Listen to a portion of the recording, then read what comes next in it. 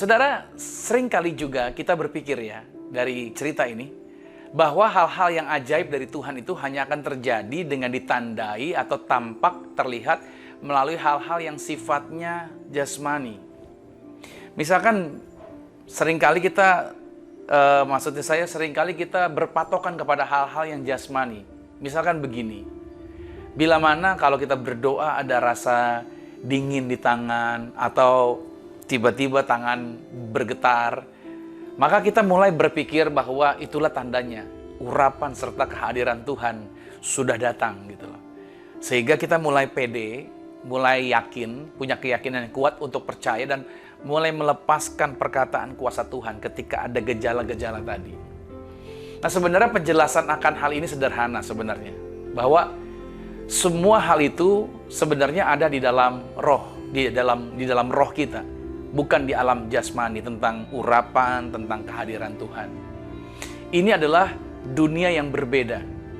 Nah, minggu lalu kan saya pernah sampaikan bahwa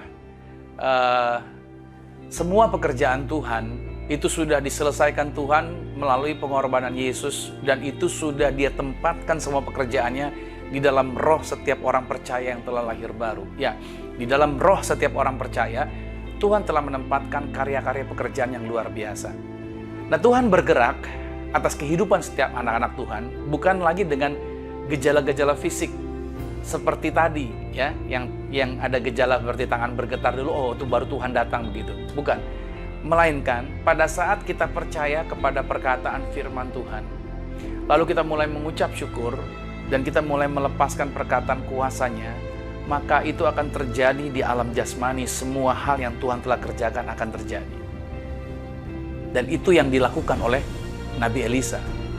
Dia begitu meyakini, begitu mempercayai bahwa kuasa Tuhan ada di dalam, urapan Tuhan ada di dalam dirinya dia.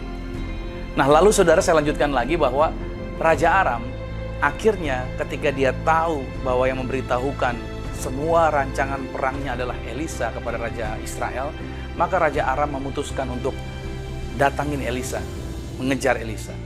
Nah, dalam 2 Raja-Raja pada pasal 6 pada ayat 14 dan ayat yang ke-15 dikatakan begini, maka dikirimnyalah ke sana kuda serta kereta dan tentara yang besar, begitu banyaknya. Sampailah mereka pada waktu malam, lalu mengepung kota itu. Saya beri penekanan di sana, yaitu kota di mana Elisa berada. Nah, ketika pelayan abdi Allah bangun pagi-pagi dan pergi keluar, maka tampaklah suatu tentara dengan kuda dan kereta ada di sekeliling kota itu. Lalu berkatalah bujangnya itu kepada Elisa, "Celaka tuanku, apakah yang akan kita perbuat?" Nah, pembantu Nabi Elisa begitu bangun, begitu dia melihat keluar, dia melihat dan dia sangat ketakutan. Karena begitu banyak tentara musuh yang mengelilingi, yaitu tempat di mana Elisa tinggal. Lihat, ketakutan daripada budak atau pembantunya Elisa, itu diresponi dengan berbeda oleh Elisa. Mari kita lihat respon daripada Nabi Elisa. Dalam 2 Raja-Raja 6 ayat 16, jawab Elisa, "Jangan takut, sebab lebih banyak yang menyertai kita daripada yang menyertai mereka." Nah, disinilah kita perlu memahami ini dengan benar nih. Lihat cara Elisa melihatnya, bahwa kebenaran rohani dan kebenaran jasmani itu tidak selalu selaras. Ingat tadi judul saya, ya. Kebenaran rohani dengan kebenaran jasmani tidak selalu selaras. Namun jika Anda percaya, lalu Anda berkata-kata dan bertindak dengan kebenaran rohani, maka itu akan mengalahkan kebenaran jasmani. Oke, saya akan lebih jelaskan lagi buat saudara. Itulah yang Elisa lakukan. Dia berkata tadi kepada pembantunya, "Jangan takut, sebab lebih banyak yang menyertai kita daripada yang menyertai mereka." Nah, Nabi itu akan berbohong seandainya jika yang menjadi kenyataan adalah dunia jasmani, yaitu jumlah orang-orang musuh atau tentara Aram yang datang pada saat itu. Oke, sebab pembantunya melihat kebenaran jasmani, bahwa tadi saya katakan tentara Aram begitu banyak mengepung mereka.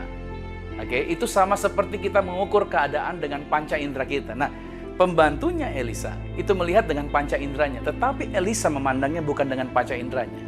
Nah, jika suatu kebenaran hanya diukur melalui kebenaran jasmani saja, maka kita akan kesulitan untuk melihat pertolongan Tuhan. Oke, kalau kita hanya mengukur bahwa pertolongan Tuhan sesuai dengan jumlah atau sesuai dengan panca indera kita saja, maka kita akan membuat kuasa Tuhan terbatas dalam kehidupan kita.